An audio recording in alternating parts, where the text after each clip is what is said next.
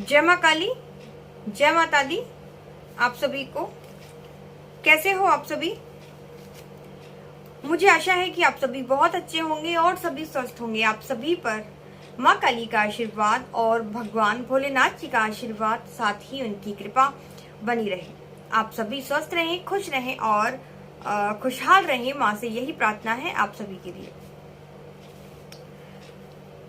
मैंने माँ काली को कैसे पाया से जुड़ी सीरीज में चला रही हूँ, जिस पर आप सभी मुझे अपने प्रश्न पूछते हैं, जिनका जवाब मैं आपको लाइव के माध्यम से टेलीग्राम पे और इस प्रकार से वीडियो बनाकर देती हूँ। तो अगर आपने मुझे कोई प्रश्न किया है जिसका उत्तर मैंने अभी तक आपको वीडियो में नहीं दिया है, तो आप मेरे पुराने वीडियो देखिए जिनमें मैं आप लोगों के प्रश्नों के उत्तर देती हूँ। अगर आपको आपके प्रश्न का जवाब वहां से भी नहीं मिलता है तो फिर आप इंतजार करिए, मैं आपके प्रश्न को जरूर लूंगी, क्योंकि बहुत सारे प्रश्न आप लोगों के एक जैसे होते हैं जिनका जवाब मैं पहले ही वीडियो में दे चुकी होती हूँ। तो बार बार फिर वही क्वेश्चन लेने का कोई मतलब नहीं, ठीक है। तो कुछ प्रश्नों को मैंने लिया है आज, और मेरी कोशिश रहती है ज्यादा से ज्यादा कि आप लोगों के मन में जो एक भ्रम भरा हुआ है माँ काली को लेके, उनकी पूजा को लेके, इसको मैं दूर कर पाऊं। बस छोटी सी कोशिश मेरी रहती है, ठीक है। तो चलो शुरू करते हैं वीडियो को। वीडियो पसंद आए तो वीडियो को लाइक जरूर करिएगा, कमेंट में सभी को जय माता दी, जय माँ काली लिख लिएगा। और एक और चीज, आप लोग कहाँ से जुड़े हो मेरे साथ, ये भी मुझे आप कमेंट में बताइएगा, ठीक है। चलो तो मैं सबसे पहला प्रश्न ले लेती हूँ। सबसे पहला प्रश्न है महावीर का। ये कह रहे हैं कि माँ की सवारी आती है, पर लोगों की बातें सुन सुनकर माँ से डर लगने लगा है, मैं क्या करूं? कुछ तो लोग कहेंगे, लोगों का काम है कहना। अब लोग तो कहेंगे, लेकिन आप उनकी बातों को मानेंगे तो फिर ये आप अपनी बुद्धि के अनुसार काम करिए ना भाई। अगर माँ की सवारी आपके ऊपर आई है तो उसने आप में कुछ तो देखा होगा, कुछ तो देखा होगा। जाने बिनु ना होई प्रतीति, और बिना प्रतीति होई नहीं प्रीति। माने आपके अंदर कुछ तो देखा होगा, कुछ ऐसा विशेष जिससे सवारी आपको मिली।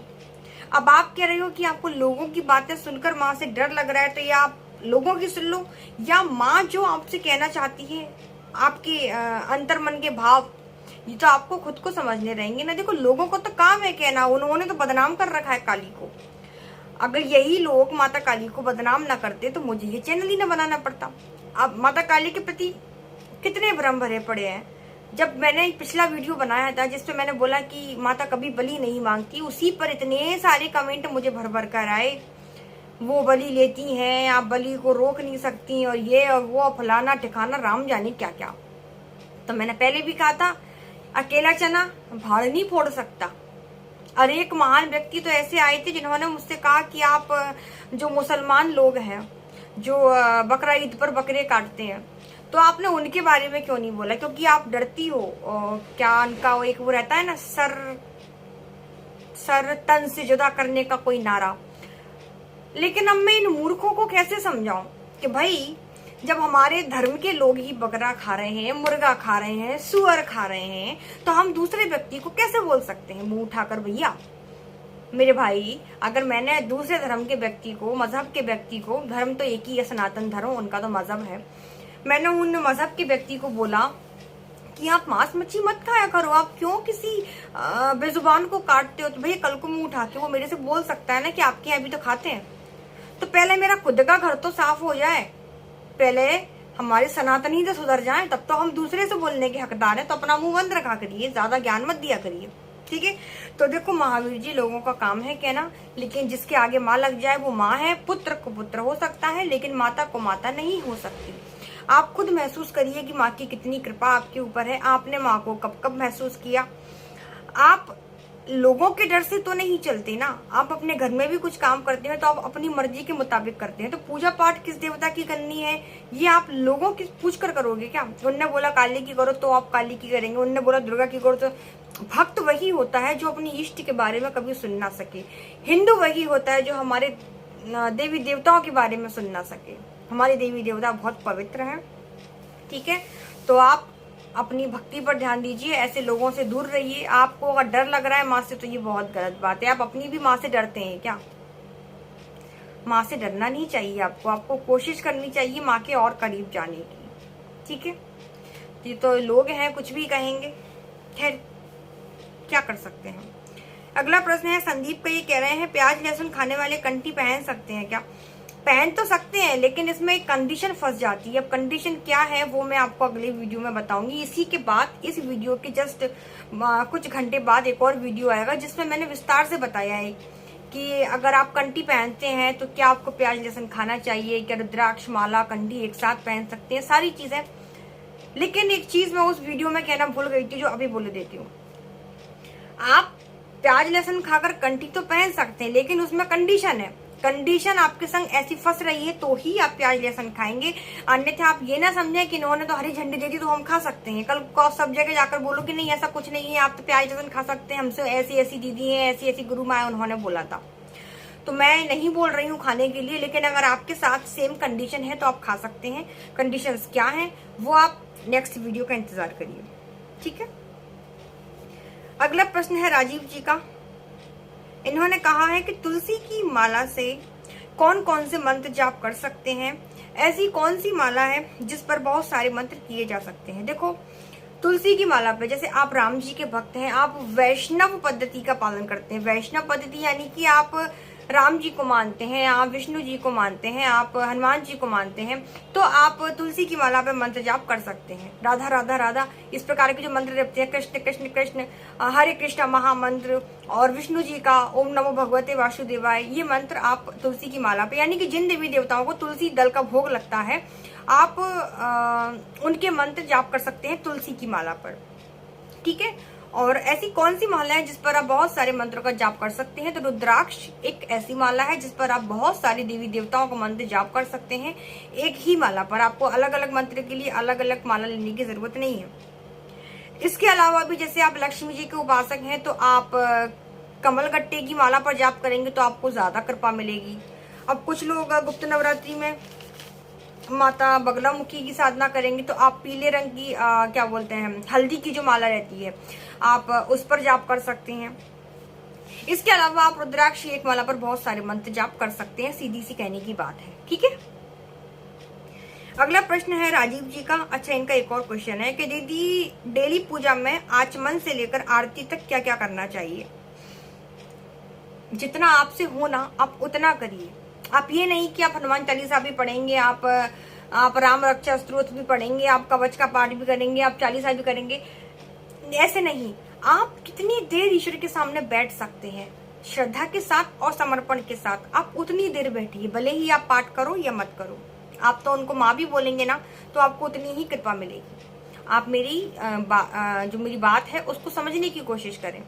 जैसे कि आपने नियम बनाया कि मैं रोज एक हनुमान चालीसा का पाठ करूंगा, एक राम रक्षा स्तोत्र का पाठ करूंगा, फिर मैं चालीसा का पाठ करूंगा, फिर मैं 11 माला करूंगा। आपको शरीर में तकलीफ हो रही है और आपसे बन ही नहीं रही है, आपका ध्यान इधर उधर भटक रहा है, तो फिर ऐसे नियम पालने का कोई मतलब ही नहीं है। जबरदस्ती किए जा रहे हैं क्योंकि ईश्वर नियम से नहीं भाव से चलते हैं।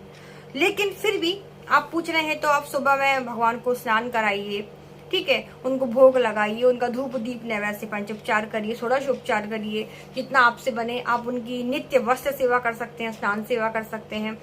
अब आगे आपकी इच्छा है आप कौन कौन से मंत्र पढ़ेंगे, आप कौन कौन से। लेकिन एक चीज मैं आपको कहूंगी, जैसे आप डेली पूजा करते हैं तो आप सबसे पहले पूजा करने से पहले आप अपने गुरुजी का ध्यान करेंगे। आपके पास अगर आपके गुरुजी की कोई फोटो है, आपके पास आपके गुरुजी की कोई चरण पादुका है, या आपके पास आपके गुरुजी की कोई ऐसी दी हुई वस्तु स्मृति के तौर पर, चिन्ह के तौर पर जिसका आप नित्य पूजन करते हैं, तो सबसे पहले आपको उसी का पूजन करना है। उसके बाद आपको अपने घर के देवी देवताओं की पूजा करनी है, अपनी इष्ट की पूजा करनी है। याद रखिए, माँ काली भी बाद में। जैसे मैं माँ काली मेरी इष्ट है, मैं उनको सब कुछ मानती हूँ, लेकिन मैं माँ काली की तरफ भी तब देखती हूँ जब मैं अपने गुरु की तरफ देखती हूँ। सबसे पहले मेरे लिए गुरु है, यानी कि माँ काली से भी बढ़कर मेरे लिए मेरे गुरु है। तो पहले गुरु जी की आपको पूजन करना है, जो भी पादुका है उनका पूजन करना है। उसके बाद आप गणेश जी का पूजन करें, फिर आप अपने इष्ट की पूजा पाठ कर सकते हैं। जो भी आपको मंत्र करने हैं, जो भी आपको चालीसा पढ़ना है, स्तोत्र पढ़ना है, कवच पढ़ना है, जो भी करना है। ठीक है। तो आपको ज्यादा नियम पाल के नहीं चलना, जितना आपसे बने आप उतना करिए, लेकिन समर्पण के साथ, भाव के साथ और श्रद्धा के साथ। ठीक है।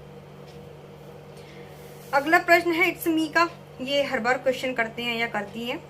इनका है कि माता काली का व्रत शुक्रवार को कर सकते हैं क्या? शुक्रवार का दिन दुर्गा संतोषी लक्ष्मी माता का होता है, तो क्या माता व्रत स्वीकार करेगी? देखो, माता तो सारे व्रत स्वीकार कर लेगी, लेकिन जो नियम है आप उसे उसी तरीके से करें तो ज्यादा सही रहेगा, है कि नहीं? अब जब माता काली का दिन शनिवार का है तो आप शनिवार को ही करेंगी तो ज्यादा अच्छा रहेगा ना। ये शुक्रवार में कंडीशन फंसाने की क्या जरूरत है? मैं ये नहीं बोल रही कि माँ उस व्रत को स्वीकार नहीं करेगी। शुक्रवार माँ देवी का ही दिन होता है, लक्ष्मी जी दुर्गा जी का होता है। लेकिन जब मैं कह रही हूँ शनिवार के व्रत माता काली के लिए विशेषकर होते हैं, तो आप उसको शनिवार को ही करें। आप अपने नियम कानून क्यों फंसाते हैं भाई? आप ईश्वर को अपने तरीके से क्यों चलाना चाहते हैं? पहले आप इस लायक बन तो जाओ कि ईश्वर आपके हिसाब से चले। ठीक है। तो जो चीज जैसे बताई गई है उसे उसी तरीके से करिए। ठीक है। तो मैं इस बारे में नहीं कह सकती, आपका मन है तो आप कर लीजिए शुक्रवार को, माँ तो उसे भी स्वीकार करेगी। लेकिन जब आप उसकी कहानी पढ़ेंगी, माँ की जो व्रत की कथा है वो पढ़ेंगे, उसमें शनिवार का वर्णन है ना, माता का दिन शनिवार का है। तो फिर आप शुक्रवार के दिन क्यों? या तो आपको माता से डर लगता है कि हम शनिवार को नहीं करेंगे, या आपको अपने घर वालों का डर है। कुछ तो बात है जब तो आप शुक्रवार को करने का बोल रही है कि लोगों को पता ना चले शनिवार का व्रत, हम शुक्रवार को कर लें। इन सब चीजों से उठिए। अगर आपको भक्ति करनी है तो लोग क्या कहेंगे, ये तो बहुत, लोग क्या कहेंगे ये सोचेंगे तो फिर पूजा पाठ कोई व्यक्ति कर ही नहीं सकता। ठीक है। विरोध तो होता है भक्ति में। अगला प्रश्न है सुनील का कि तुलसी रुद्राक्ष की एक माला एक साथ पहन सकते हैं? तो इस पर अगला वीडियो आएगा, आप उस वीडियो को देख लेना, आपको बहुत अच्छे से उसका जवाब मिल जाएगा सुनील जी। ठीक है। अगला प्रश्न है मोनिका का, ये कह रही है आपने कहा था कि गुप्त नवरात्रि के बारे में नहीं बताना होगा और नहीं बताना होता, लेकिन जब घर में जमीन में सोएंगे तो पता लग ही जाएगा। देखो, आप अपने घर में क्या नहीं बता सकते? आप अपने घर में ये नहीं बता सकते कि आप कौन सा मंत्र जाप कर रहे हैं, आप कौन सी शक्ति की साधना कर रहे हैं। आप ये नहीं बता सकते कि आप किस मनोकामना के लिए साधना कर रहे हैं। ये सिर्फ आप अपने गुरु को बता सकते हैं। ठीक है। बहुत गर्मी है भाई, ये आप अपने गुरु को बता सकते हैं। लेकिन आप अपने घर में सिर्फ इतना बता सकते हैं कि नवरात्रि है तो हम माँ की साधना कर रहे हैं, इतना सा बोलना है। लेकिन कौन सी देवी है, कौन सी शक्ति है, कौन सा मंत्र जाप कर रहे हैं, ये आपको नहीं बताना है। सिर्फ इतना बोलना है कि हम साधना कर रहे हैं तो हमें ऐसा ऐसा रहेगा, हमें इस सामग्री की जरूरत पड़ेगी, होम धूप घी पूजा पाठ का। आप तो जो है कि आपके अलावा भी जो घर के सदस्य हैं वो आपकी इसमें हेल्प कर सकते हैं। जैसे आप कभी पूजा में बैठे हैं, आपको किसी चीज की जरूरत है तो आप मांग सकते हैं कि हमें घी की जरूरत है, हमें रुई की जरूरत है, या हमें किसी भी चीज की जरूरत है। लेकिन आपको ये नहीं बताना है कि हम कौन सा मंत्र कर रहे हैं, हम कौन सी साधना कर रहे हैं। ठीक है। ये गुप्त रखा जाता है। तो उम्मीद है आपको समझ में आ गया होगा। अगला प्रश्न है वी डिजाइन योर ड्रीम, ये बोल रहे हैं मेरे 9 शनिवार के व्रत चल रहे हैं, 6 व्रत हो गए हैं, अब गुप्त नवरात्रि आ रही है तो दोनों व्रत एक साथ कर लें क्या?